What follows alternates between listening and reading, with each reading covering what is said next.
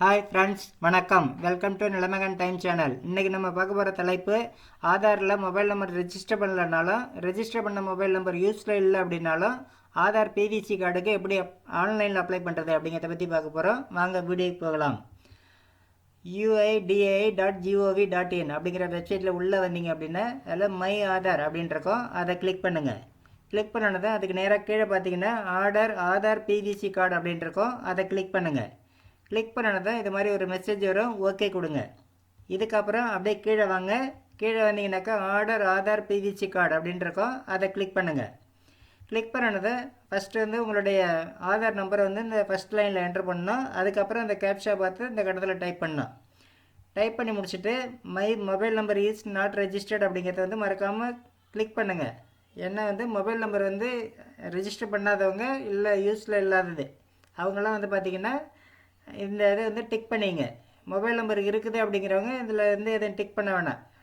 Mobile number register பண்ணதை போட்டு அவங்களும் வந்து ஆதார் பிவிசிக்கு அப்ளை பண்ணலாம். அந்த மெத்தடை ஃபாலோ பண்ணி, அதாவது மொபைல் நம்பர் வந்து இல்லை யூஸில் இல்லை அப்படிங்கிறவங்க மட்டும் இந்த my mobile number is not registered அப்படிங்கிறத வந்து கிளிக் பண்ணுங்கள். ப்ளூ கலரில் மாறிக்கும். அதுக்கப்புறம் இப்போ நீங்கள் கையில் என்ன மொபைல் நம்பர் வச்சுருக்கீங்களோ அந்த நம்பரை இதில் என்ட்ரு பண்ணுங்கள். என்டர் மொபைல் நம்பர் அப்படின்ட்டு பாருங்கள், அதில் என்ட்ரு பண்ணுங்கள். என்ட்ரு பண்ணிவிட்டு சென்ட் ஓடிபி அப்படிங்கிறத கிளிக் பண்ணுங்கள். கிளிக் பண்ணது ஓடிபி ஜென்ரேட்டட் சக்ஸஸ்ஃபுல்லி அப்படின்னு வரும். இப்போ வந்து ஓடிபி வந்து கீழே என்டர் ஓடிபி அப்படின்ட்டு பாருங்கள், அதில் டைப் பண்ணுங்கள். டைப் பண்ணிவிட்டு அதுக்கப்புறம் வந்து டேர்ம்ஸ் அண்ட் கண்டிஷன் இருக்குது பாருங்கள், அதை ஒரு கிளிக் பண்ணுங்கள். கிளிக் பண்ணது இது மாதிரி ஒரு மெசேஜ் வரும், க்ளோஸ் கொடுத்துருங்க. இதுக்கப்புறம் சப்மிட் அப்படிங்கிறத கிளிக் பண்ணுங்கள். கிளிக் பண்ணதான் திரும்ப இது மாதிரி ஒரு மெசேஜ் வரும், ஓகே கொடுத்துருங்க.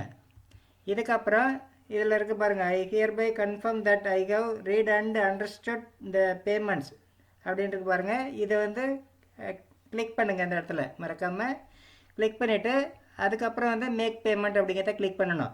இப்போ வந்து இதுக்கு வந்து ஆன்லைனில் வந்து நம்ம 50 ரூபா பே பண்ணோம். அப்போ தான் வந்து ஆதார் பிவிசி கார்டு நம்ம வீட்டுக்கு வரும். அதனால் வந்து இப்போ மேக் பேமெண்ட் அப்படிங்கிறத கிளிக் பண்ணுங்கள்.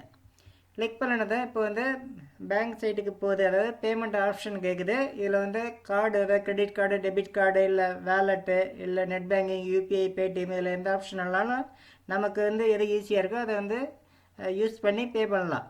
இப்போ வந்து கார்டு அப்படிங்கிறத வந்து நான் செலக்ட் பண்ணுறேன். செலக்ட் பண்ணது இப்போ வந்து கார்டு நம்பரு, அதுக்கப்புறம் எக்ஸ்பைரி டேட்டு, மந்த்து, அதுக்கப்புறம் வந்து சிவிவி நம்பரு, அதுக்கப்புறம் நேம் ஆன் கார்டு இதெல்லாம் டைப் பண்ணி முடிச்சுட்டு ப்ரொசீட் அப்படிங்கிறத கிளிக் பண்ணுங்கள். கிளிக் பண்ணதை இப்போ வந்து பேங்க்கில் ரெஜிஸ்டர் பண்ண மொபைல் நம்பருக்கு ஓடிபி வரும். அந்த ஓடிபியை அந்த என்டர் ஓடிபி ஹியர் அப்படிங்கிற கட்டத்தில் டைப் பண்ணிவிட்டு கம்ப்ளீட் பேமெண்ட் அப்படிங்கிறத கிளிக் பண்ணுங்கள்.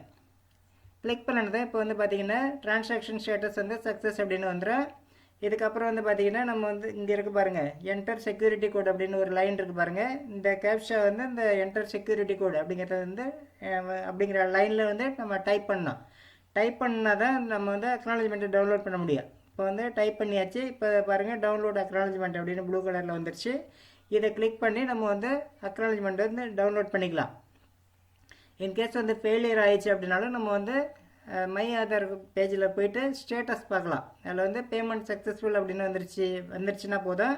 இன்கேஸ் அக்னாலஜ்மெண்ட் ஜென்ரேட் ஆகலைனாலும் நமக்கு வந்து கார்டு வந்துடும். ஏன்னா பேமெண்ட் சக்ஸஸ் ஆகிடுச்சுன்னா ஆட்டோமேட்டிக்காக வந்து நமக்கு வந்து எஸ்ஆர்என் நம்பர் வந்துடும். அதுக்கப்புறம் வந்து கார்டு வீட்டுக்கு வந்துடும்.